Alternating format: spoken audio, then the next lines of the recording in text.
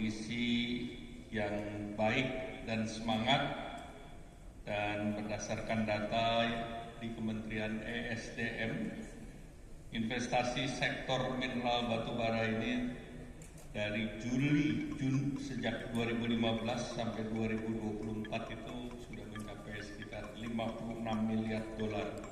Dan ini salah satu sektor yang menjadi pemicu dari pertumbuhan perekonomian nasional, dan oleh karena itu kita beri tangan. Ini menjadi andalan bersama dengan SDA lain, yaitu sawit. Jadi tandem mineral batubara dan sawit itu menjadi ekspor devisa kita yang menjaga rupiah kita tetap stabil. Oleh karena itu, untuk menjaga rupiah tetap stabil, kita berharap dolarnya tetap di Indonesia. Setuju? Sudah diketok, sudah bisa ditutup di mata nih.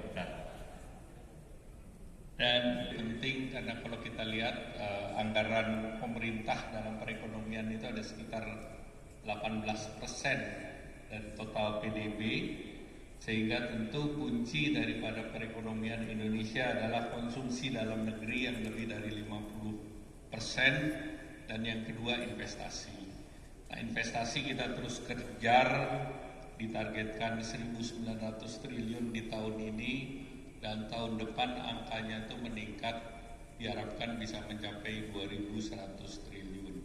Nah, salah satu yang tentu terus dikembangkan adalah hilirisasi dan juga pendalaman struktur dari supply chain. Jadi jangan ada supply chain yang bolong mulai dari upstream sampai dengan downstream, dan midstreamnya juga untuk didorong. Dari berbagai insentif, sebagian besar sudah mendapatkan tax holiday, mendapatkan status proyek strategis nasional. Ini 87 smelter telah beroperasi dari 172 yang dibangun, dan tentunya fasilitas PSN ini saya minta juga untuk IMA menghitung supply and demand-nya, dan juga IMA untuk menghitung neraca dari mineral batubara kita. Karena dengan adanya neraca mineral batubara, kita ketahui berapa sebetulnya kekuatan kita. Nanti kalau kira-kira ada usulan, nanti pemerintah juga akan melihat, bila perlu pemerintah juga melakukan eksplorasi sehingga kita bisa tahu berapa cadangan dari masing-masing mineral kita, karena ini penting untuk ketahanan ekonomi ke depan.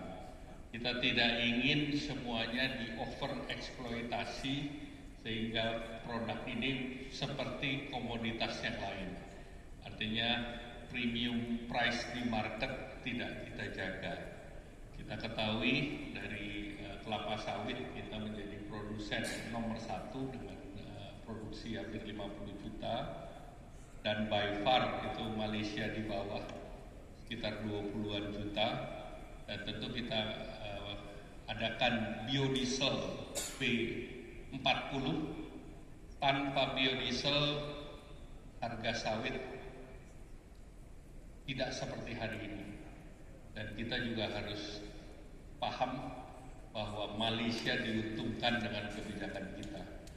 Nah, demikian pula juga dengan harga komoditas daripada minerba dan batu bara, kita juga harus menjaga agar pasar kita bisa menentukan pricing juga premium di market, bukan kita menjadi price taker terus.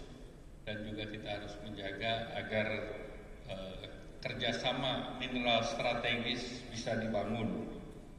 Pada saat di Washington kemarin, Amerika mengusulkan adanya kerjasama pasar daripada critical mineral antara Indonesia, Australia, Kanada, dan Amerika Serikat. Tentu ini sudah pernah kita bahas dengan Amerika pada saat pembahasan Indo-Pacific Economic Framework, yaitu tentang kerjasama critical mineral. Hal yang sama juga kita lakukan dengan pemerintah Kanada dan juga Australia, yang semula direncanakan dalam bentuk bagian dari multilateral. Sepertinya masing-masing negara ingin bilateral terbatas negara-negara tersebut, Australia, Kanada, dan Indonesia.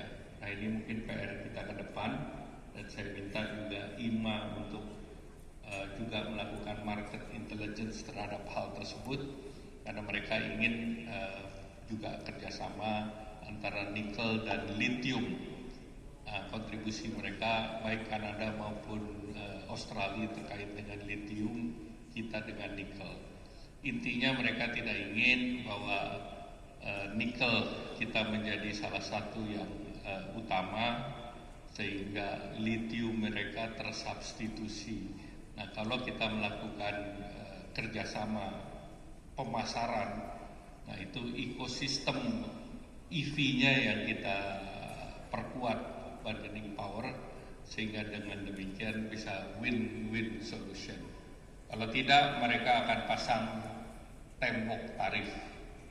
Dan tembok tarif ini kita sudah lihat di mana-mana.